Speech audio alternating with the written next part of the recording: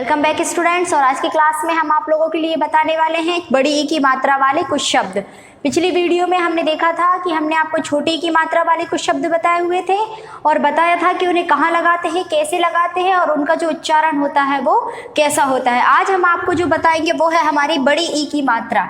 आज हम पढ़ने वाले हैं बड़ी की मात्रा वाले शब्द। और आप यहाँ देख लीजिए कि बड़ी ई की मात्रा सब अक्षरों में लगती कैसे है। छोटी की मात्रा ऐसे लगती है और बड़ी की मात्रा जो है वो इस तरफ से लगती है। ठीक है, तो ये हमारी बड़ी की मात्रा है। आज हम इसको लेके चलेंगे। तो पिछली प्रोसीजर जैसे ये जो हमारे प्लस है, हमको इनको यहाँ पे नहीं लिखना है, बल्कि सबसे पहले हम देख रहे हैं हमारे पास अक्षर गा है, फिर ला है और फिर बड़ी ई की मात्रा है। ठीक है, तो हम इसको क्या पढ़ेंगे, गा और ला में बड़ी की मात्रा होता है ली, तो क्या हो जाएगा ये गली। इसी प्रकार से दूसरा ये लिखा है वा, फिर बड़ी की मात्रा और फिर रा, ये हो जाएगा वीर। फिर बा, का और रा में बड़ी की मात्रा क्या हो जाएगा, हम इन दोनों को एक साथ पढ़ लेंगे बक, और फिर इसको रा में बड़ी की मात्रा होता है री।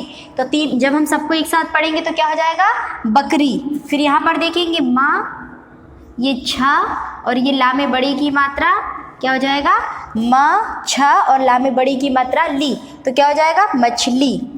फिर यहाँ पर है बा, रा, सा में आ की मात्रा सा और ता में बड़ी की मात्रा ती, तो ये क्या हो जाएगा ये बर और ये साती।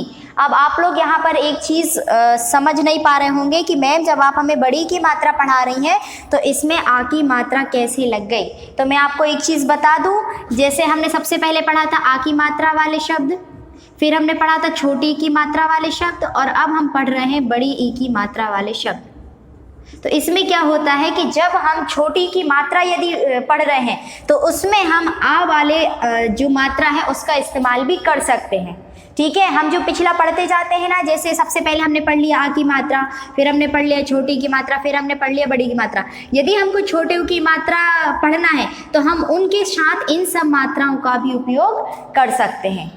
आई बात समझ में आप लोगों को। तो ये है बर और ये सा में आ की मात्रा सा और ता में बड़ी की मात्रा ती, बरसाती। लेकिन एक चीज़ का और ध्यान रखेंगे कि ये जो मात्रा है, अभी हम जैसे बड़ी की मात्रा पढ़ रहे हैं तो हम इसमें छोटी ऊ की मात्रा या बड़े ऊ की मात्रा या ए की मात्रा या आई की मात्रा, इन मात्राओं का हम लोग इसमें प्रयोग नहीं कर सकते। ठीक है, हम उससे पिछली मात्राएं तो ले सकते हैं लेकिन जो आने वाली मात्राएं होती हैं हम उनको नहीं ले सकते। अगला देखेंगे आ, ज, ना और ये बा में बड़ी की मात्रा बी, तो ये क्या हो जाएगा अजनबी। ठीक है, ये सब आपको समझ आए। पिछला हम जो पढ़ चुके हैं आ की मात्रा, छोटी की मात्रा, उसी प्रकार से हम सारी मात्राओं को पढ़ेंगे और उनको लिखेंगे और देखेंगे कि वो उसका उच्चारण क्या होता है। फिर से देखेंगे गा खाली, ला में बड़ी की मात्रा ली गली, वा में बड़ी की मात्रा वी, रा खाली वीर, बा, क, रा में बड़ी की मात्रा री बकरी, मा, छ, ली, ला में बड़ी की मात्रा ली मछली, बा और रबर, सा में आ की मात्रा सा, ता में बड़ी की मात्रा ती, तो ये बर और ये साती। फिर अज, नवी, इन दोनों को अज को एक साथ पढ़ लीजिए और नवी को एक साथ पढ़ लीजिए, क्या हो जाएगा अजनबी हो जाएगा। फिर यहाँ पर हम कुछ और अन्य शब्द देखेंगे।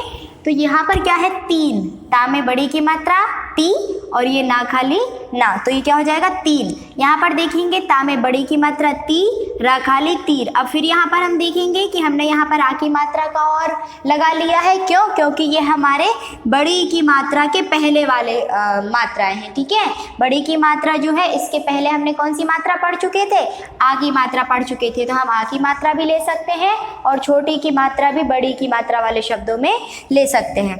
फिर यहाँ पर देखेंगे गा में बड़ी की मात्रा गी और ला में बड़ी की मात्रा ली, तो क्या हो गया गी ली। फिर यहाँ पर माँ, ये हा, ये रा और ये नी, तो ये माँ और हा को एक साथ पढ़ लीजिए तो ये हो जाएगा महा, और इन दोनों को एक साथ पढ़ लीजिए तो ये हो जाएगा रानी। एक साथ पढ़ेंगे तो क्या हो जाएगा महारानी। फिर मैंने आपको अभी बताया था कि हम छोटी की मात्रा भी इसमें ले सकते हैं। तो देखिए हमने यहाँ पर छोटी की मात्रा ली है, तो छा में छोटी की मात्रा छी और पा, ये हो गया छिप और ये हो गया का, ला में बड़ी की मात्रा ली, तो क्या हो जाएगा कली, तो ये छिप और ये कली। इस तरीके से हम बहुत सारी बड़ी की मात्रा वाले शब्द बना सकते हैं और उनको पढ़ना सीख सकते हैं। लेकिन आप लोग छोटी और बड़ी की मात्रा में कंफ्यूज नहीं होंगे, क्योंकि मैंने आपको पहले भी बताया था कि ये जो छोटी की मात्रा होती है इसको हम थोड़ी देर के लिए बस बोलते हैं। ठीक है, जैसे यदि यहाँ पर लिखा है दिन, तो हम क्या बोलेंगे इसको, दा में छोटी की मात्रा दी और ना खाली क्या हो जाएगा, दिन हो जाएगा। यदि हम इसको बड़ी की मात्रा में लगा देते हैं तो इसका जो उच्चारण होगा बिल्कुल अलग हो जाएगा, ये हो जाएगा दील। आया समझ में? इसको हम पढ़ेंगे तो ये हो जाएगा दिल, लेकिन इसको पढ़ेंगे तो ये क्या हो जाएगा, दील। तो छोटी की मात्रा और बड़ी की मात्रा में पढ़ने में यही है ना। तो आप लोग इनको समझ लेंगे कि जो छोटी की मात्रा पढ़ते हैं उसमें कौन सा उच्चारण होता है और जो बड़ी की मात्रा होती है उसमें कौन सा उच्चारण होता है। फिर मिलेंगे हम नेक्स्ट वीडियो में नए टॉपिक के साथ। Thank you.